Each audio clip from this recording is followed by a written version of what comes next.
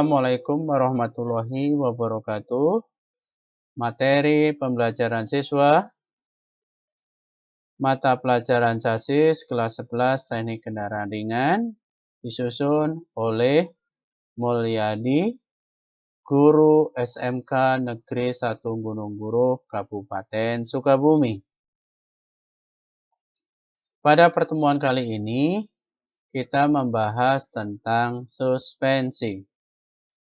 Ini sebagai gambaran sebuah kendaraan, di roda belakang dan roda depan terdapat komponen yang disebut suspensi. Pengertian dan fungsi suspensi. Sistem suspensi adalah kumpulan komponen tertentu yang berfungsi meredam kejutan, getaran, yang terjadi pada kendaraan akibat permukaan jalan yang tidak rata yang dapat meningkatkan kenyamanan berkendara dan pengendalian kendaraan.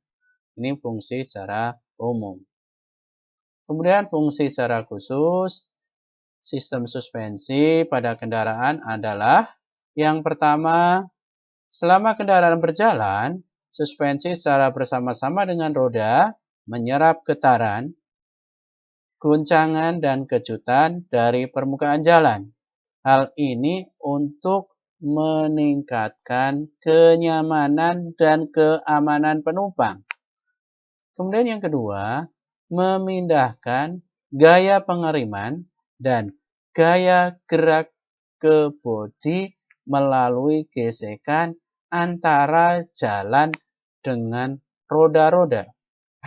Kemudian yang ketiga, menopang bodi pada aksel atau poros, ya, kemarin kita bahas tentang aksel, dan memelihara letak geometris antara bodi dan roda-roda.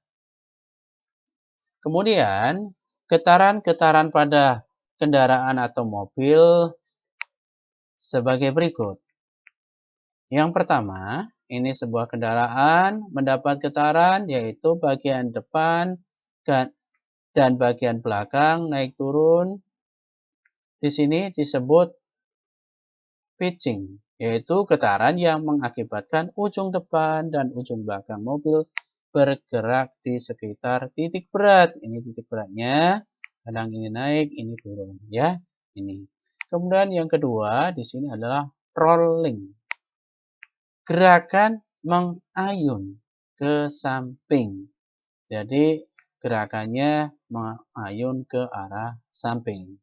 Kemudian yang ketiga yaitu gerakan ke atas dan ke bawah. Yaitu gerakannya ke atas ke bawah. Ini ya yang disebut dengan bouncing. Kemudian jenis-jenis suspensi. Suspensi model rigid dengan bagas daun. Tentunya kalian masih ingat bahwa rigid itu disebut model kaku. Pada suspensi model rigid, roda-roda terpasang pada satu poros. Roda-roda terpasang pada satu poros. Ini tempatnya roda di sini, di porosnya. Dan dipasangkan ke bodi melalui pegas, ya. Dipasang ke bodi, yaitu ini pegas yang panjang ini pegas, ya, atau pegas daun namanya. Kemudian keuntungannya apa? Konstruksinya sederhana. Ini sederhana dan kuat. Perubahan tread dan chamber pada roda atau pada ban yang disebabkan oleh gerakan aksel kecil. Kemudian kerugiannya, kualitas mengendarai serta stabilitas kemudi kurang. Kecenderungan terjadi gerakan horizontal. Kemudian suspensi berikutnya adalah suspensi model rigid dengan pegas ulir. Kalau tadi pegas daun, ini sekarang pegas ulir. Ya, pegas ulirnya ini atau spring coil. Ya. Kemudian berikutnya, ini komponen-komponennya, ini ada lower control arm, ini ada shock breaker, ini ada bekas ulirnya, lateral rope ini ya, ini. Kemudian model suspensi yang berikutnya adalah model independen. Independen atau disebut model bebas. Pada suspensi model independen, roda kiri dan kanan tidak dipasang pada satu poros. Ya, kalau rigid tadi dipasang dalam satu poros. Kalau independen tidak dipasang pada satu poros, melainkan pada masing-masing axle, sehingga bekerja sendiri-sendiri dalam menyerap guncangan atau disebut knee action. Keuntungannya apa? Keuntungannya kualitas mengendarai lebih baik, memiliki kemampuan singgung jalan yang lebih baik. Kerugiannya, konstruksinya rumit. Ini macam-macam suspensi independen, yaitu gambar yang pertama ini ada disebut model atau tipe wishbone. Kemudian yang ini yaitu wishbone tipe menggunakan torsion bar spring.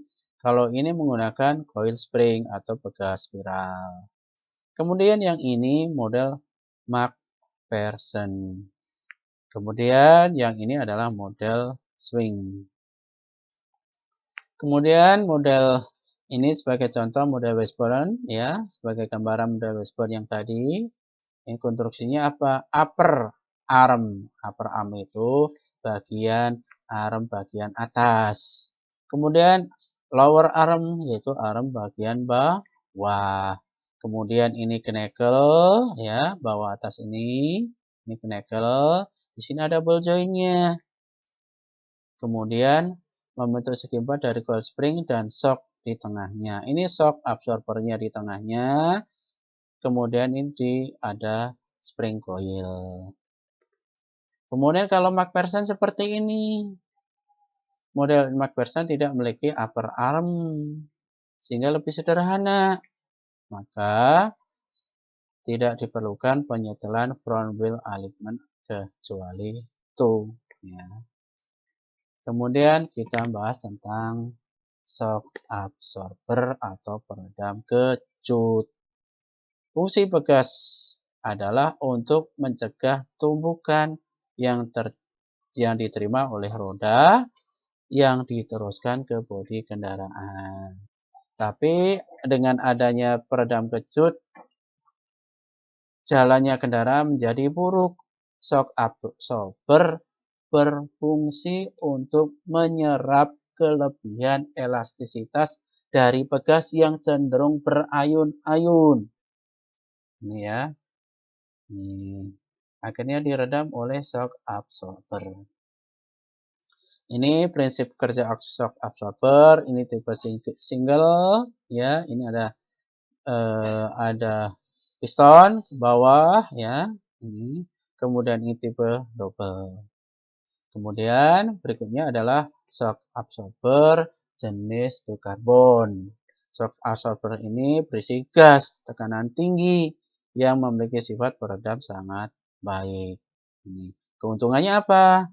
Keuntungannya radiasi panas yang baik karena tabung single, tidak terjadi kejutan hidrolis, kemudian tidak terjadi suara mendesis apabila minyak mengalir melalui katup.